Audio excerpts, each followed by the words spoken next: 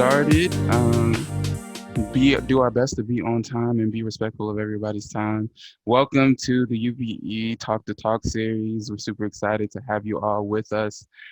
We are doing it a little bit differently. They gave the controls to the young folks, and we are taking over. Excited to be here and excited for the opportunity. My name is Casey Jones. I am the young adult representative for the Union of Black Episcopalians. I'm representing the UBE Belleville Hannibal chapter in Southern California, in LA, Diocese of LA, all day. Excited to shout out my chapter, excited to be a part of the National Union, and excited about all the work that the Mental Health Task Force, our board, and all those who have contributed to putting this together, putting the series together, have put in, and we're super happy to do our little part in keeping it going. Welcome. Thank you to all the young folks, to our youth representatives, to our youth advisors, and everybody else. We have some exciting announcements that we'll talk about a little later. But for now, we're just going to hop right into our programming for the day. So a couple of quick housekeeping things. Use the chat function if you have comments, or if you want to say something to a panelist. Use the Q&A function if you have questions that you want to raise in the panel. Sorry, I don't know if y'all can hear what's going on in my home, but it's a little wild.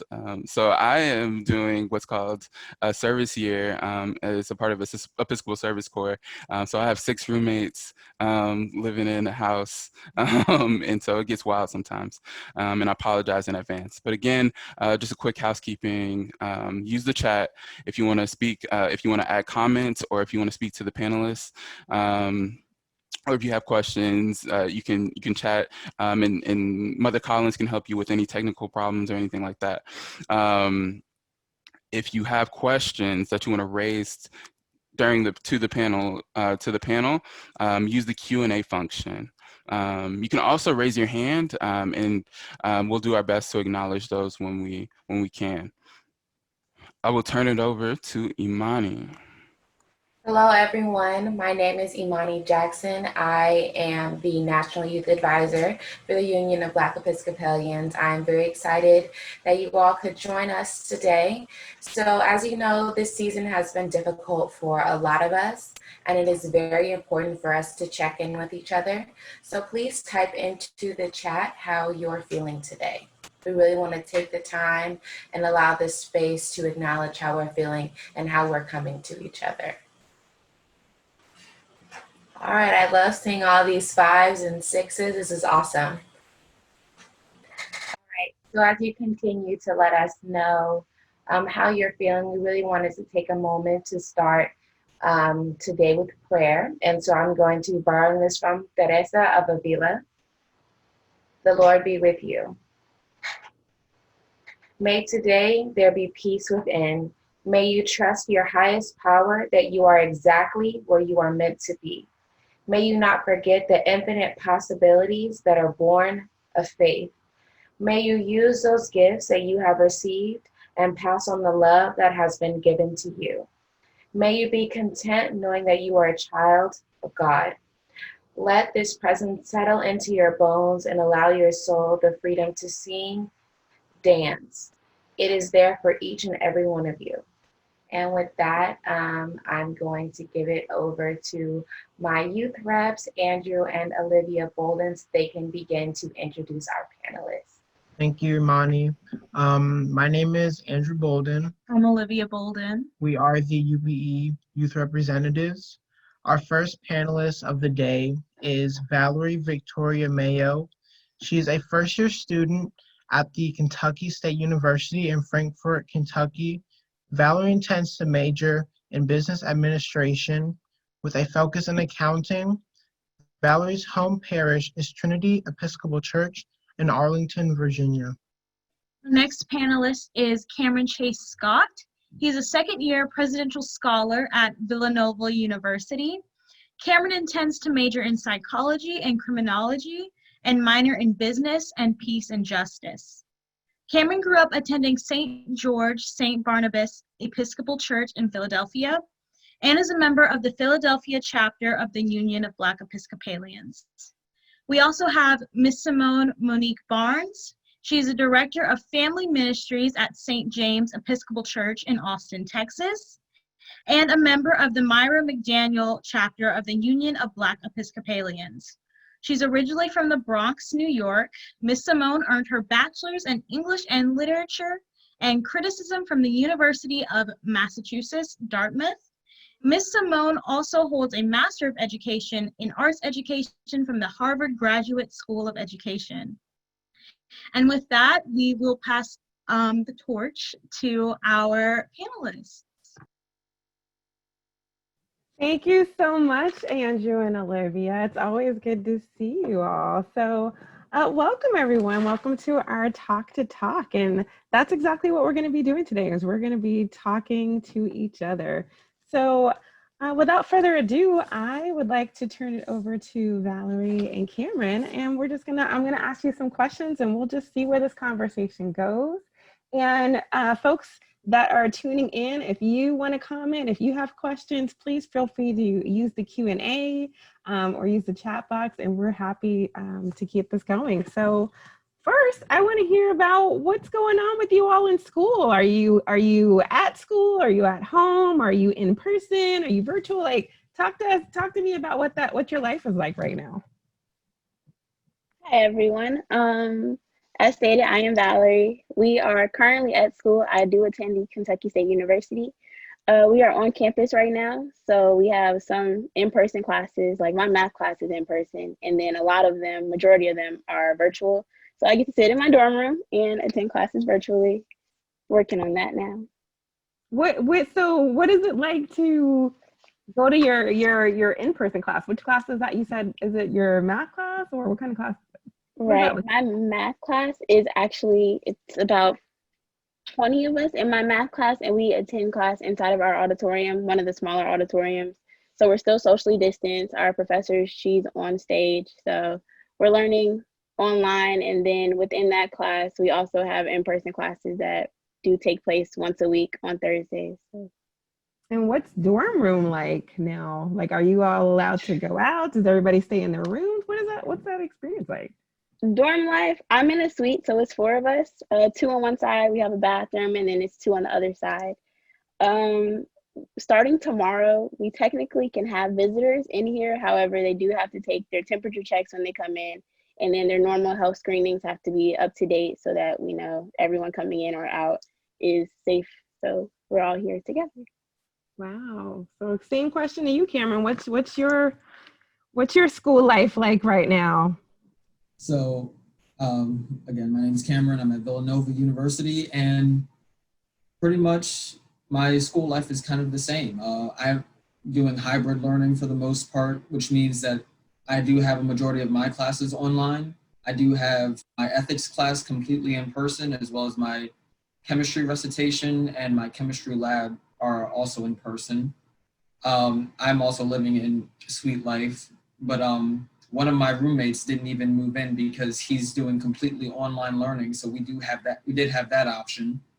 And one of my other roommates isn't on campus all the time. So it's just me and one other person in this room. We're allowed to have up to 8 people in the apartment style living without any repercussions.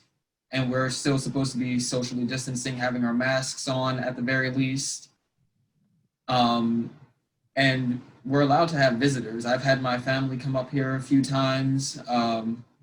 We can go to other people's dorms. We can go off campus. But the important thing is, again, that we're wearing our masks. Villanova is doing some additional surveillance randomized health screenings. So they are testing us for COVID once a week, completely random, just to see how many people have it. And out of the results that we've gotten before, I think there was only 1 out of the 135 people tested. So that was pretty good. Wow, and ethics and chemistry in person. Boy, that's a combination perfect for this time. Wow. I'm curious. You said something about without repercussions, like you can have up to 8 people. I think you said. What kind of repercussions, or what does that mean? So the first week or two of school, especially down where the freshmen live on South Campus, they did have, I believe it was the public safety officers, and there might have been also Radnor police just going around the building, making sure there were no actual parties happening.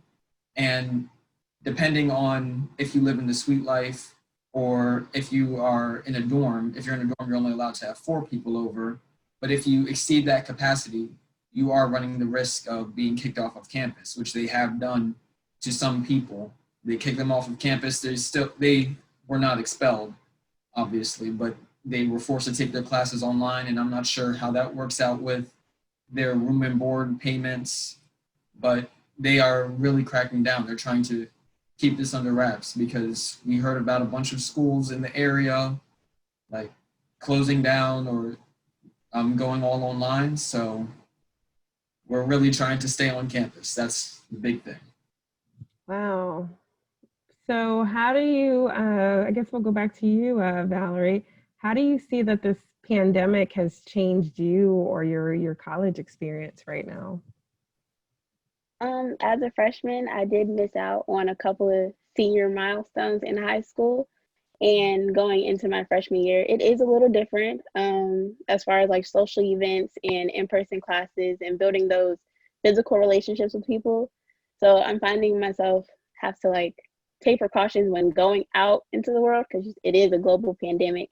But I feel that I'm adapting well to it. I made a couple of strong connections here within some of my classes. I have my study groups that we either Zoom or FaceTime on a weekly basis to make sure we're all where we need to be academically as well as mentally and socially. I feel that this change is definitely one for the books. So hopefully it'll only improve from here. We'll see. What are some ways that you adapted? Like how are you, like what's the fun part of school of college life right now, or just like how, or even if it's not fun, like how are all you, either you or some of your suite mates or your classmates, how do you feel like you all are coping and handling such a weird year? So my friend group or a couple of groups on campus, we do have paint parties because I know painting for me is a good stress reliever and it gets like my mindset together. So behind me, I do have a lot of like my paint stuff. So we paint, we have our weekly walks and like nightly walks just to clear our minds, work together. This is a stressful and new experience, to say the least. But I think that as long as like you have someone and I have someone to talk to and work through this with me, because I'm not alone. None of us are alone in this situation. We're all going through this together. Making sure you have bonds to get through it with you. And what about you, Cameron? How do you feel like this pandemic has changed you or changed your college experience? What's up? I definitely, being a sophomore, I got to experience life on campus and actually went through that entire shift online. And at first, finishing up my classes during spring semester online, it wasn't too much of a transition for me because I could still talk to majority of my friends on Instagram or Snapchat. So socially, my life didn't change that much because I didn't typically go out to parties. I would just hang out with friends.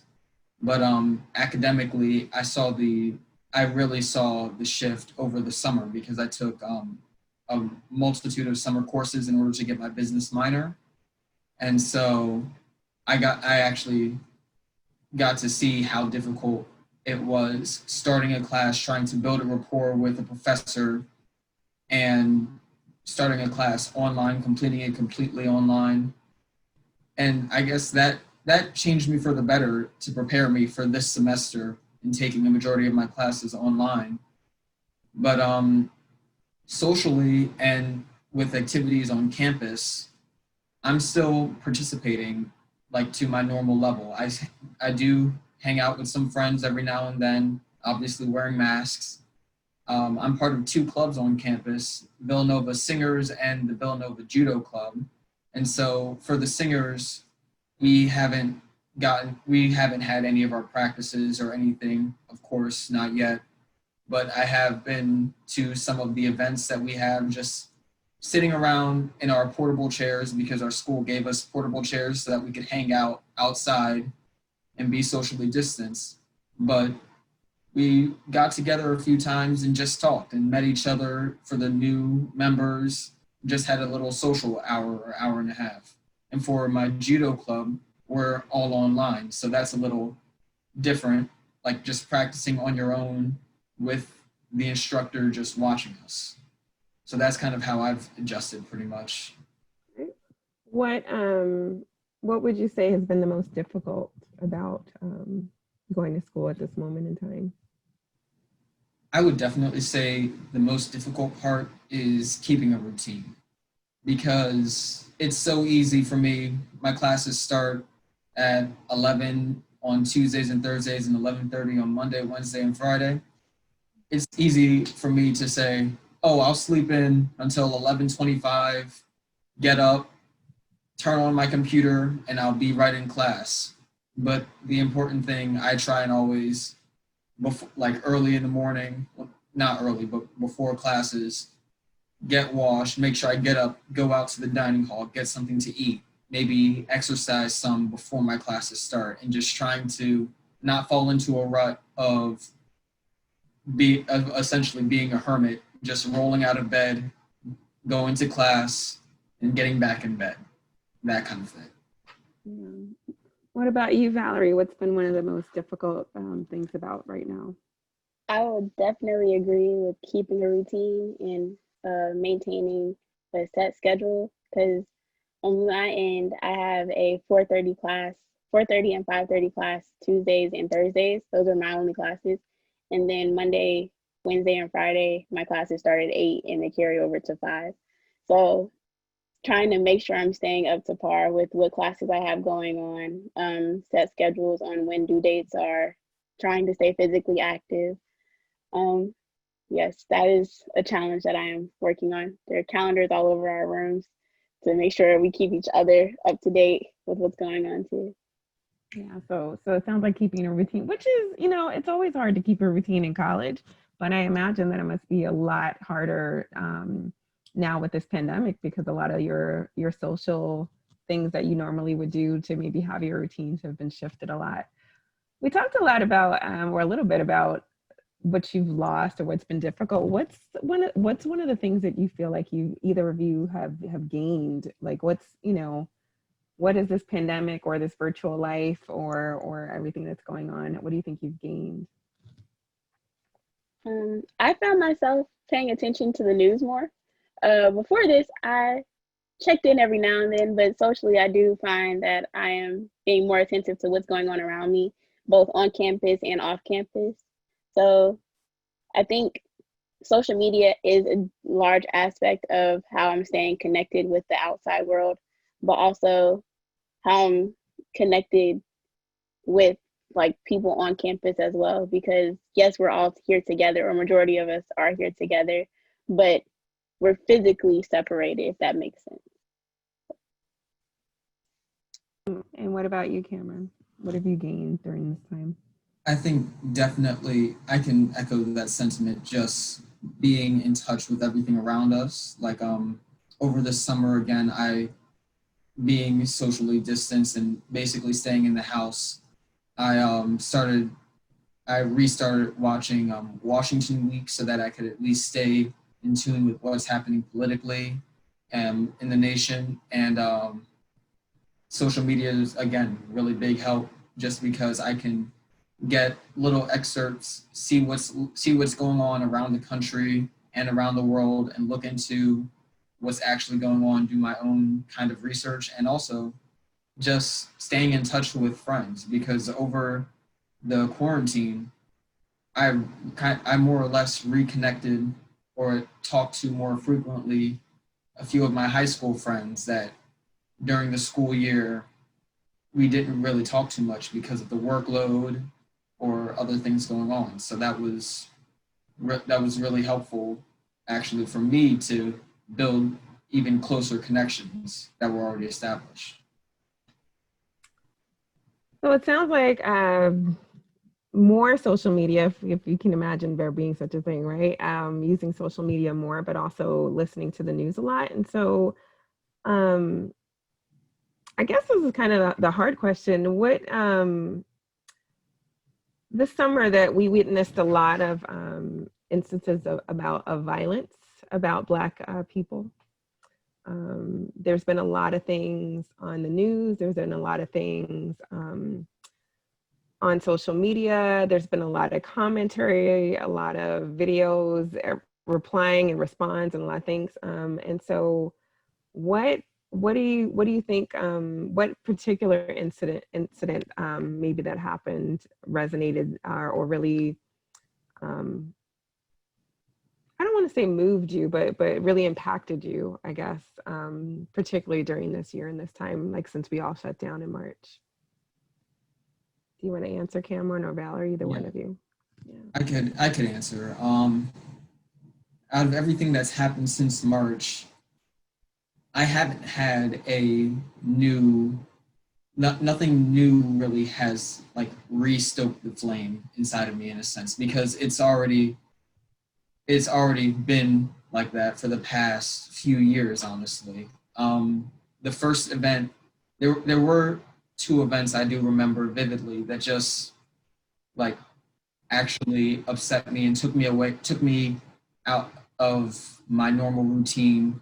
But those were the ones that I always go back to. The first one that really like sparked a level of rage within me and inspired me to actually like try and do whatever I could to make a difference was back a few years ago when they talked about the Dallas cop who went into somebody else's home thinking it was her own home, as she said, and killed the man.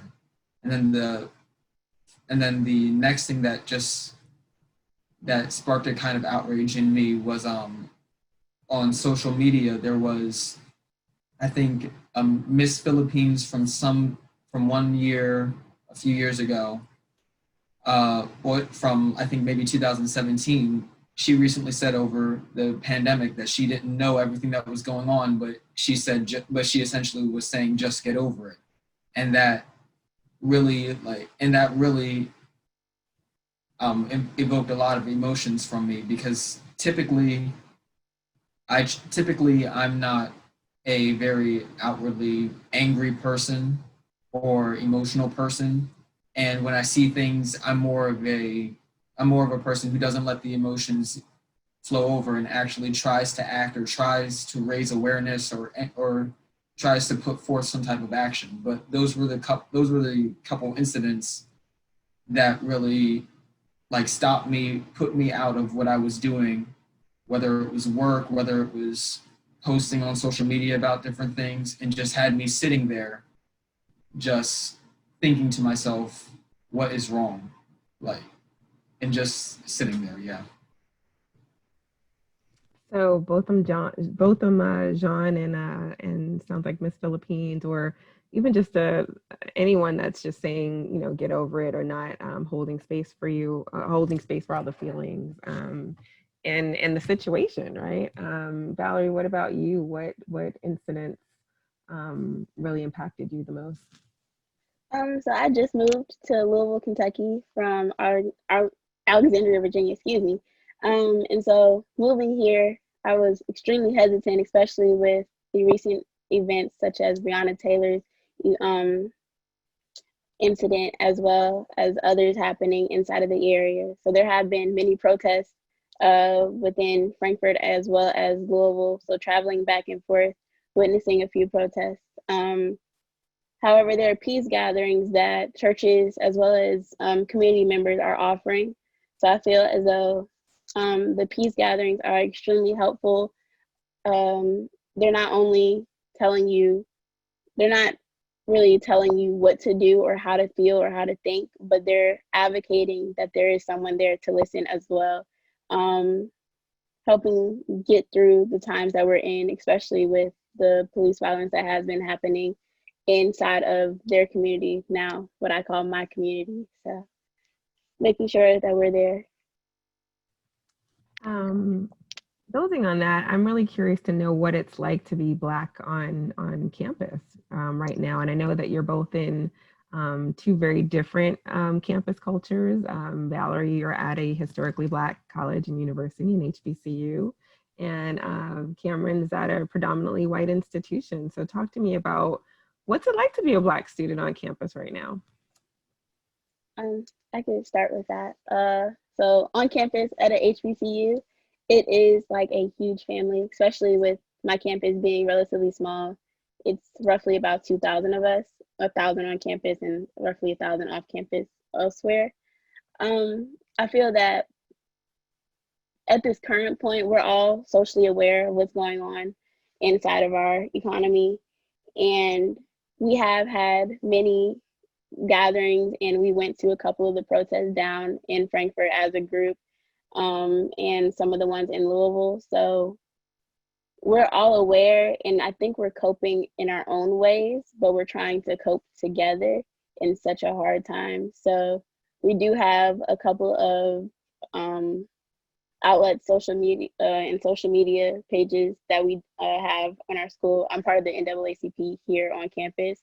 So we're actually planning on not a rally per se, but another social event bringing awareness to what's going on outside and off campus, because like Cameron said, these aren't new events happening in our society, they're reoccurring events. And so if we continue to do what we've been doing, how are we going to improve as a community? So we're trying to figure out outlets and ways to get that together.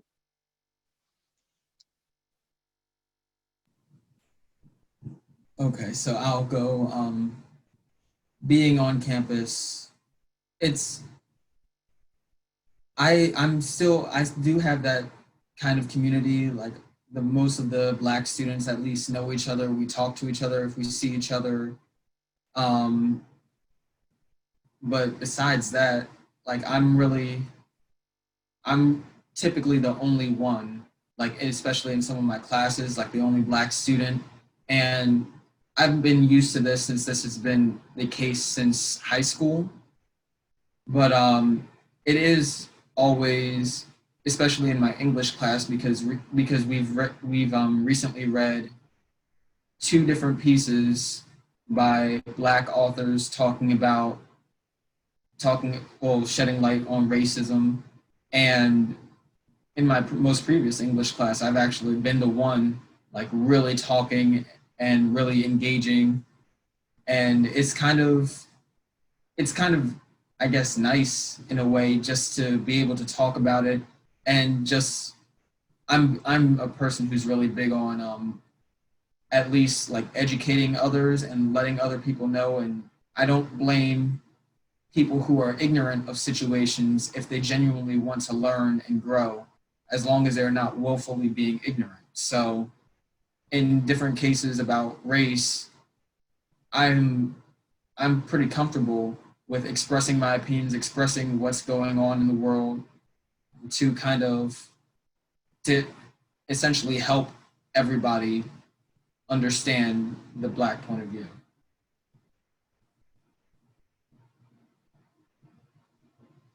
Have you all felt that things feel different now? Do you feel like the anti-Blackness sentiment, or do things feel more intense because of recent events, or just how much they're even being talked about on the news? Or does it feel pretty much the same? Does it feel amplified because of the pandemic? Like, how does it feel now? Neither of you can answer that.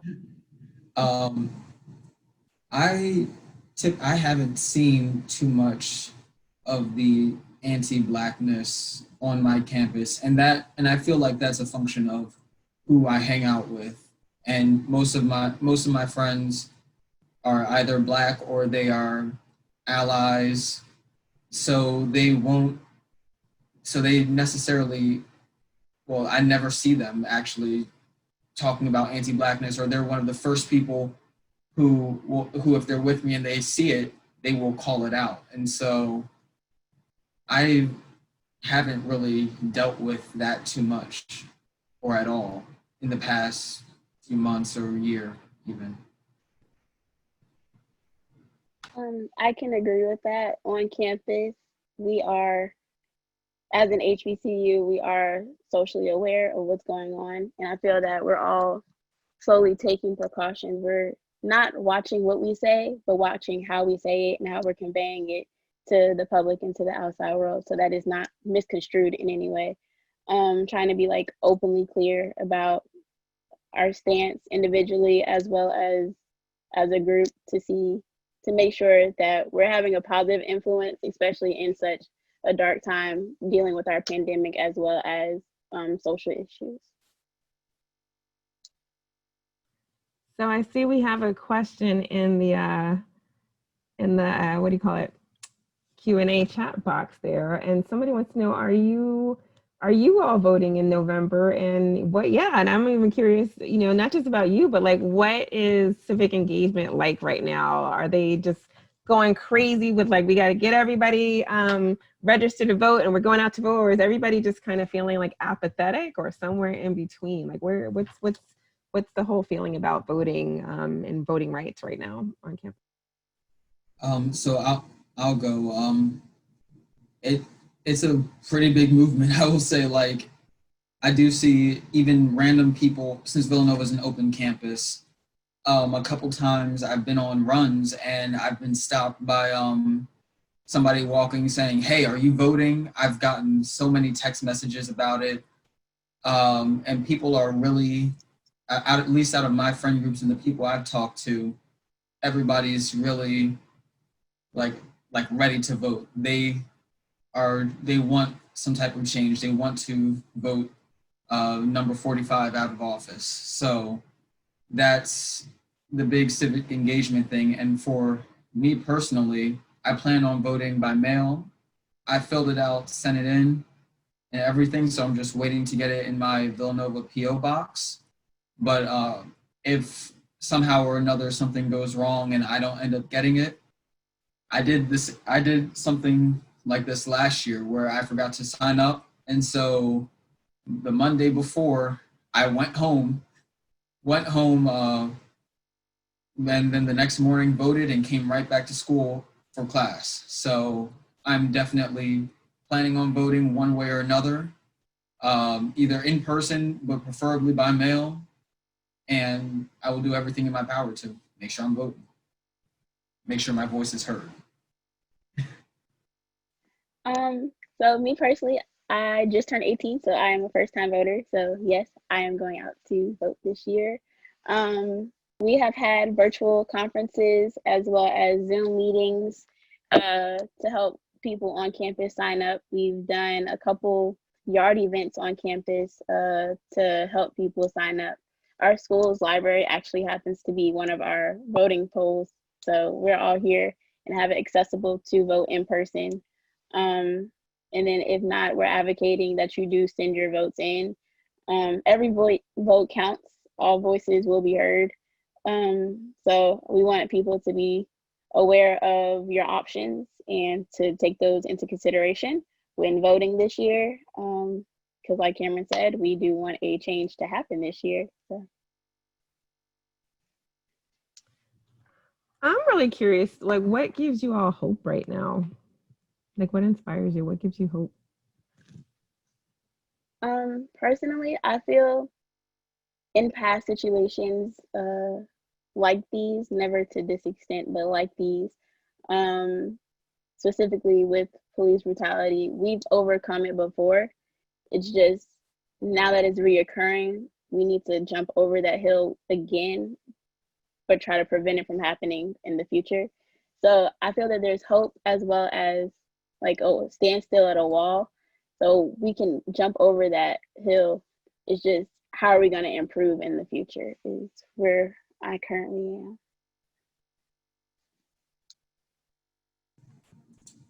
All right. So, what gives me hope? I would say I do find some hope in the fact that there is more youth like leadership, and the fact that we are trying to raise awareness and start movements and cause change ourselves.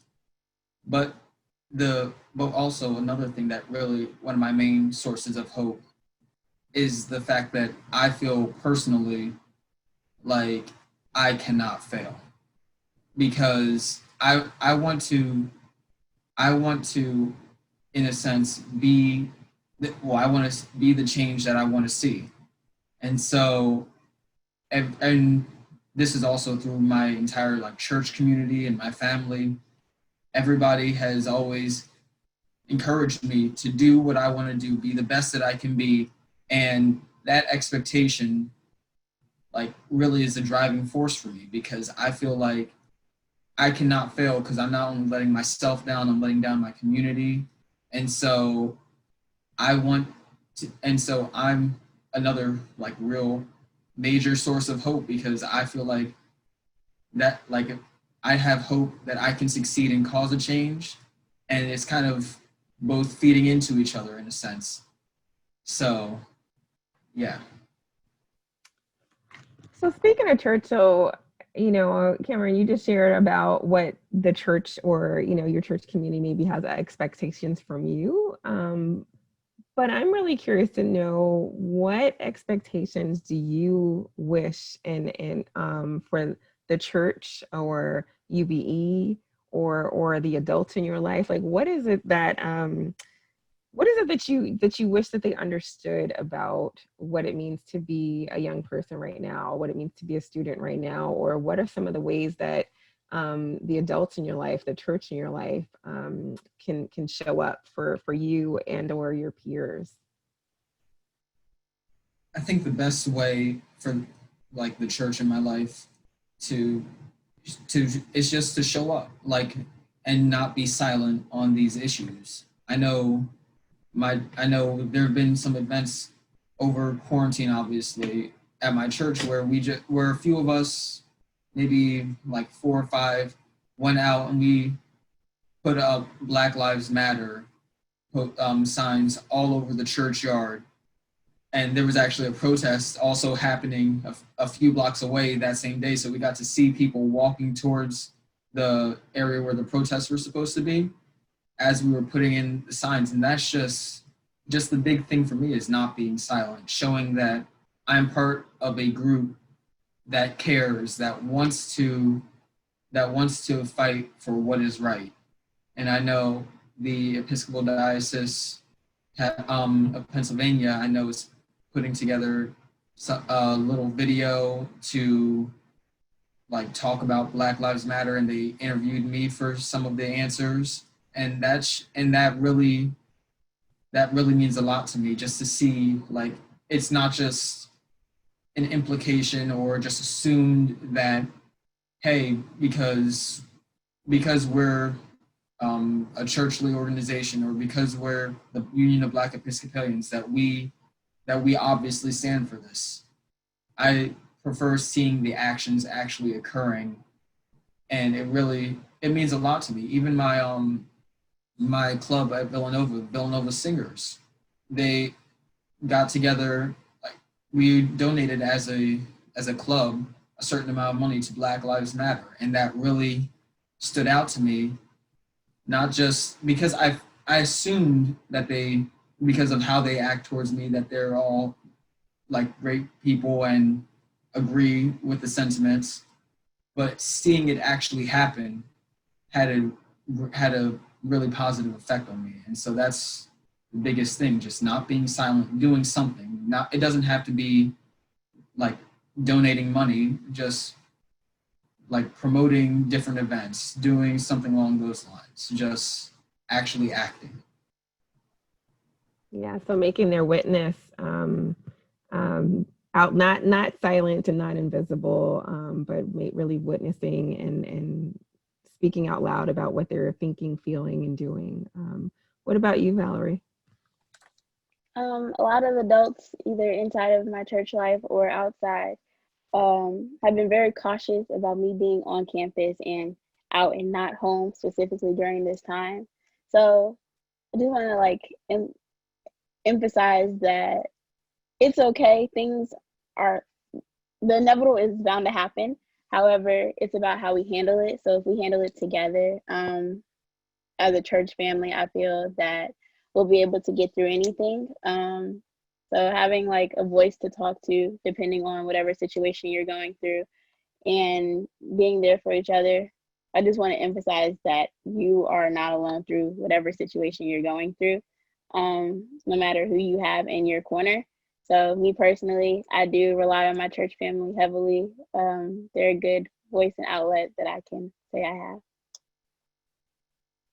All right, well, we got some questions in the chat box. So let's just kind of go down the list. So how are you all staying connected spiritually?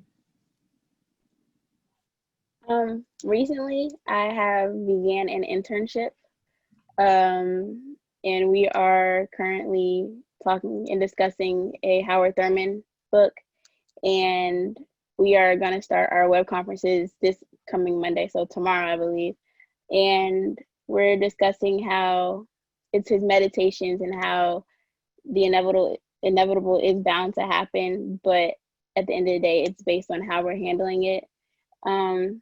Inside of my suite, we have a couple of PKs as well. So I'm a PK. So we have like our weekly mini services together so that we're all like spiritually here and we're connected on that level, as well as like on a personal friendship level. So we're trying to build those bonds.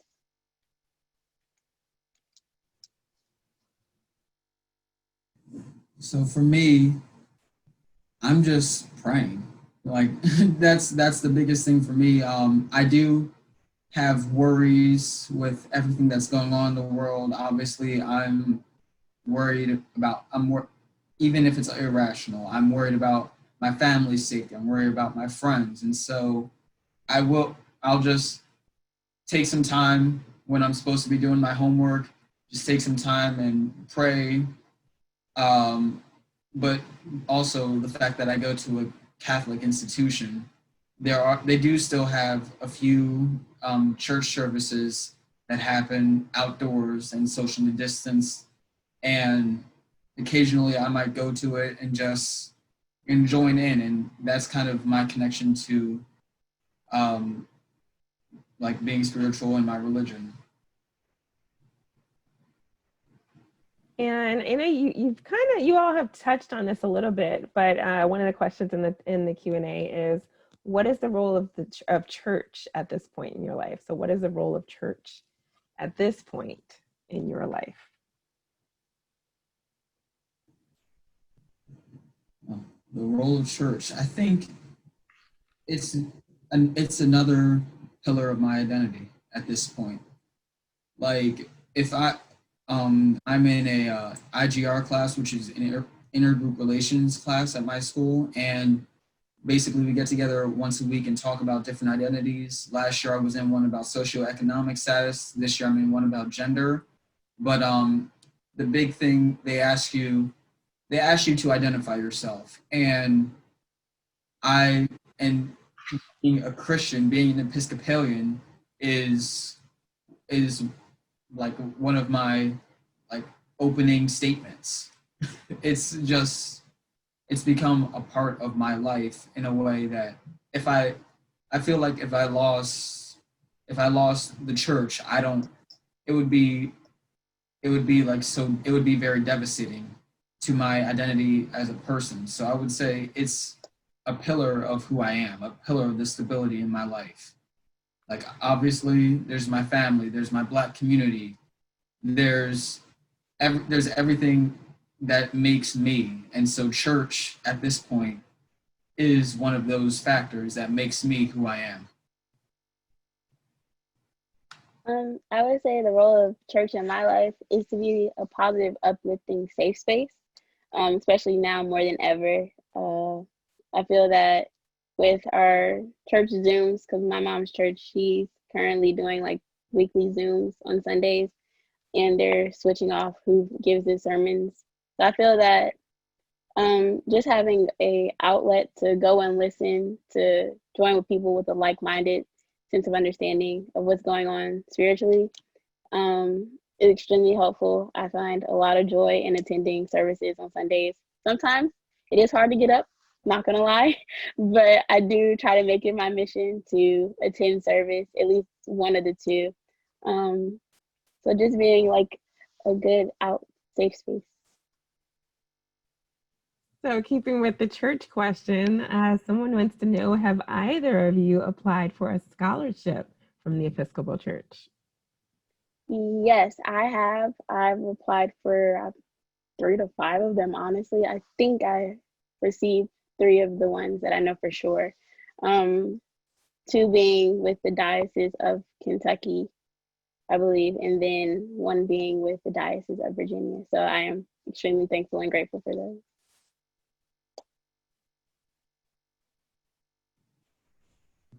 I applied, well, back when I was applying for schools, I did apply for the Logan Scholarship, and I also got some money from my church because we do have a scholarship fund for students going into college. But from the diocese itself, I don't think I have actually applied for something, and I haven't really really looked for too many more scholarships because I am a presidential scholar, so my tuition, room and board, and everything is paid.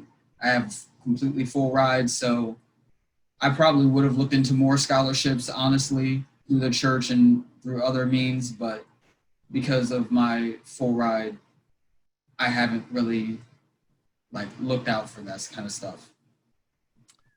Well, I have a question. This is my question for you all. So you all are recently graduated from high school, not either last year or the year before, and you're in school now. What advice, or I don't know, it doesn't even have to be advice, just like what would you say to a current student who's in middle school thinking about going to high school, or a high school student who is like, what, I'm gonna go to college, and what do you say to, because the Episcopal Church and UBE is very much about leadership, and you two certainly have shown your leadership today on this call. So I'm really curious, what would you say to people that are coming up right behind you?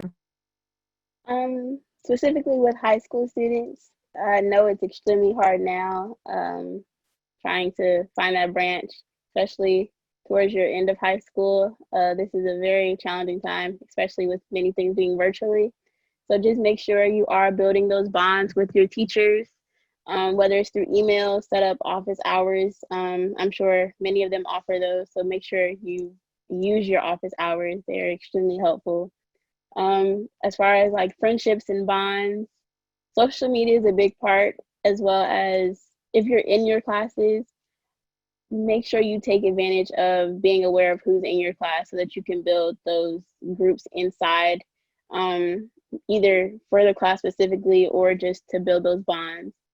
And when you do build friendships, it does help in the long run. You're working with someone. I know now is extremely hard, me being extremely involved in sports. I run track and I swim. Those were 2 major things that I'm missing out this year. So it is going to take a toll. However, we still meet up as teams and we do our conditionings together, or we'll do FaceTime or Zoom meetings. So we'll all be in our own rooms, but we'll still condition inside of our rooms to make sure that we're still connected actively and mentally. Yeah, definitely to stay in touch. Obviously, there is social media, but I don't want to downplay the importance of even small get-togethers, seeing each other in person. Obviously, you have to be safe, wear your masks, if you want gloves, that kind of stuff. But I would say, especially this year with the friend group I've been hanging out with more, I did know them last last semester. I talked to them occasionally, but our relationship didn't really extend too much beyond just occasionally talking on social media or texting each other. But I feel like I've gotten closer with at least a few of them because I went out and I talked. So it definitely, social media, I think, should only be a supplement. Now it's a powerful tool, but it should supplement that in-person relationship if you can have that. And on a college campus, it's a little bit easier, I know, because we're all close together. Like, you don't have to drive to the other side of a city or town or walk a mile to see your friends. But for high school students kind of looking, and I would say make sure you continue to take everything as seriously as you would with in-person classes, because if you're online and you slack off a little bit, I think, in my opinion, it is more detrimental than what would happen in an in-person class. And trying to build those connections with classmates is a lot tougher. You maybe through assigned group work at first, that's how you start to build those rapports. That's how you start to really get to know your classmates, at least for assignments, who's good to work with, and things of that nature. So just making sure that you're still taking everything seriously, making sure that to the best of your ability, while staying safe, that you can build a rapport not only online but in person. Those are probably the two biggest things that I would recommend. Well, we're almost out of time, but I think this last question is kind of perfect because, we're in the age of hashtags, and one of my all the favorite hashtags, like hashtag Black Joy, Black Boy Joy, Black Girl Magic. So talk to us about, where do you find joy? What's making you all happy, and where's your joy right now? My joy comes from my family. I have an extremely close-knit family. My mom, she's also in Louisville, so we're only 45 minutes away. That was part of why, I chose Kentucky State. But I feel that joy comes from within, and it's our outward perception of how we see ourselves as well as those around us. So I try to put myself with people who are either like-minded or have positive outlooking goals towards life, and my family is a big help with that. My mom and I are extremely close, so we talk about everything under the sun, and I feel that joy is how we carry ourselves, and I try to have a positive outlook on everything. For me, I relate to that really with the family, but also I keep doing what I found joy in before the pandemic. Again, talking with friends, maybe playing video games, going out and exercising. I know, especially today, actually, before I got on this call, I was talking to family, and I had great conversations, obviously, with my dad, my granddad, my grandmother, and my mom, who I was playing phone tag with and who's actually on this call. So hi, Mom. But I find joy really just talking with my parents, keeping in touch with family, and doing my own thing every now and then. Again, working out, exercising, playing video games, just trying to, I guess, keep whatever semblance of normal life I had before. Even watching sports more now than I did before, which is a roller coaster ride, I will say.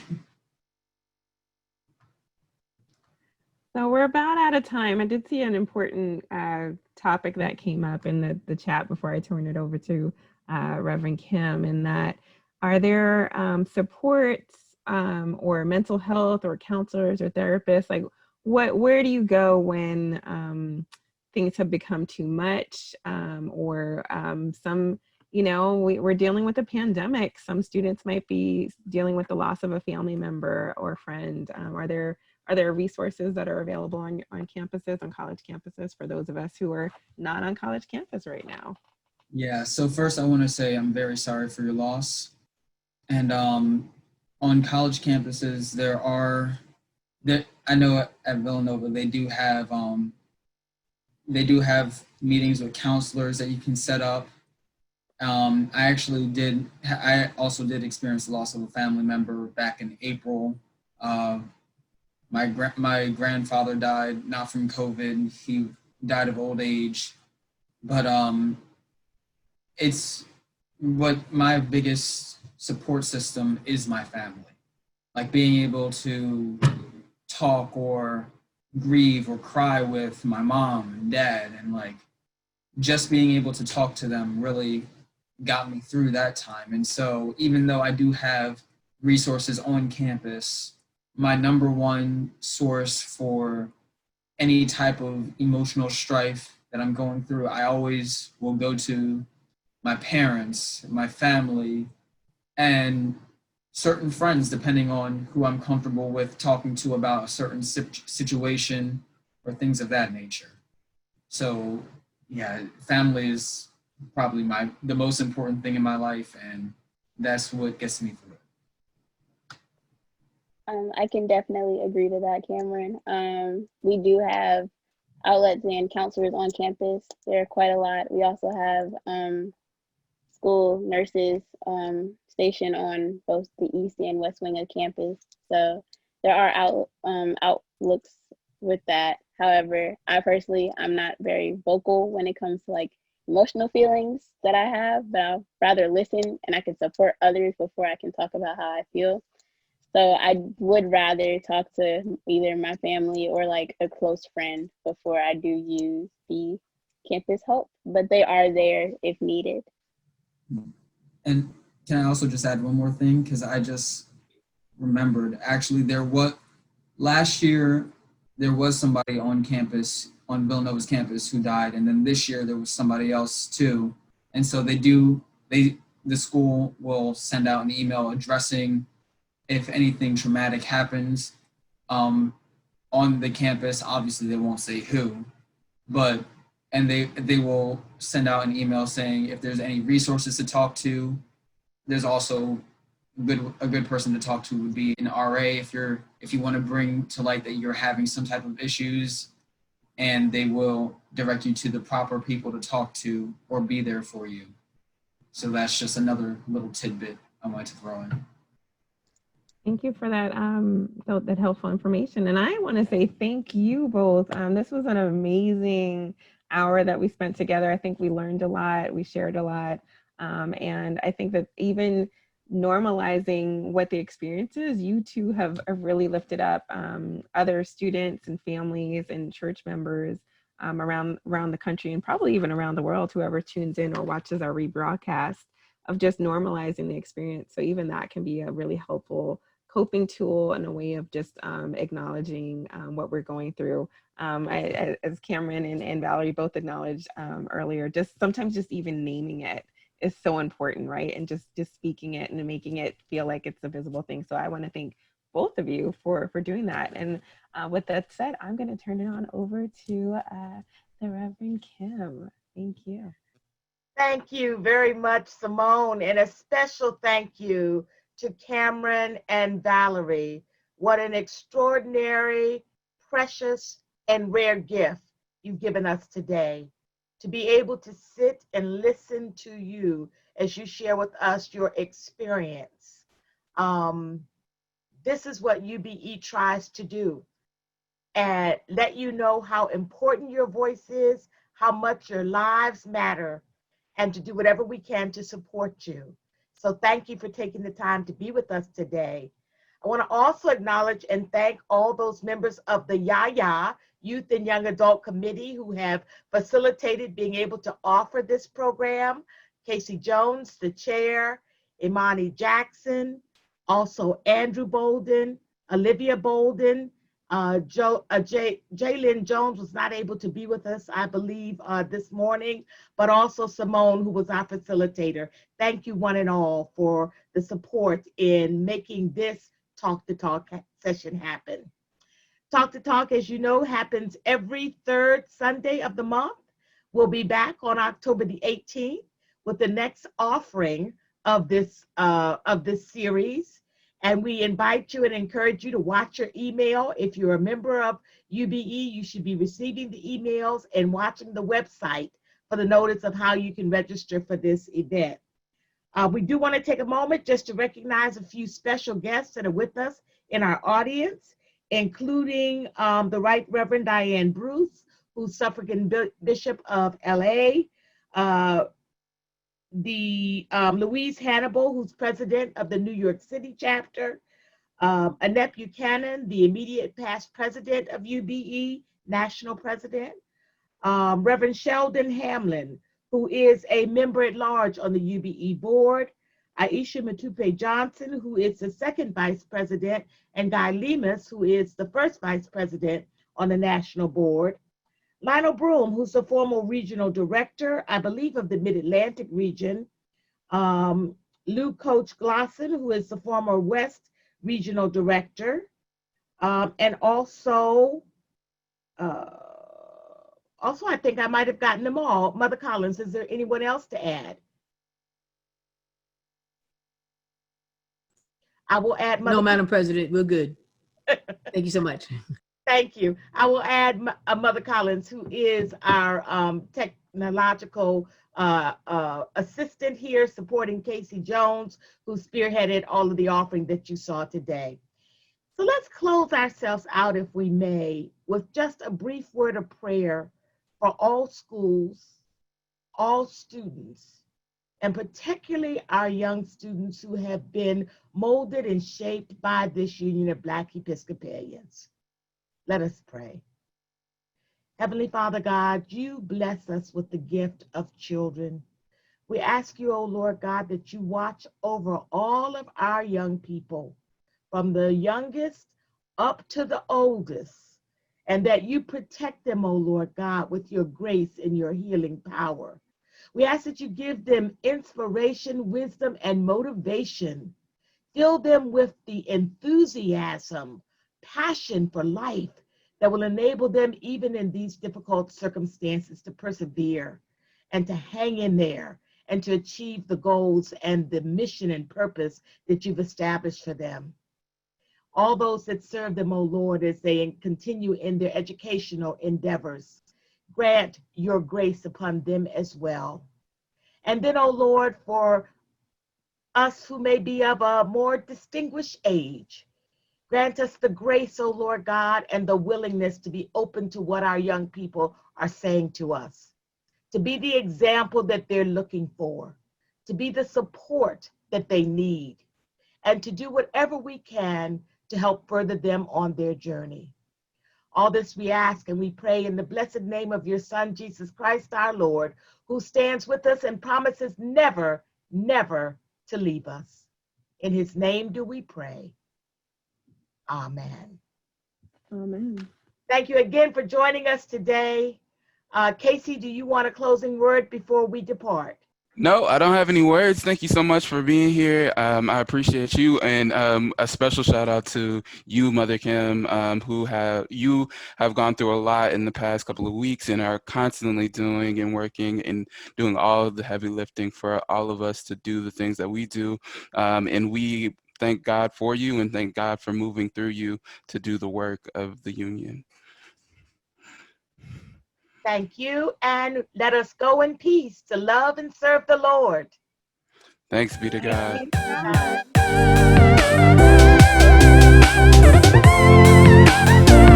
you.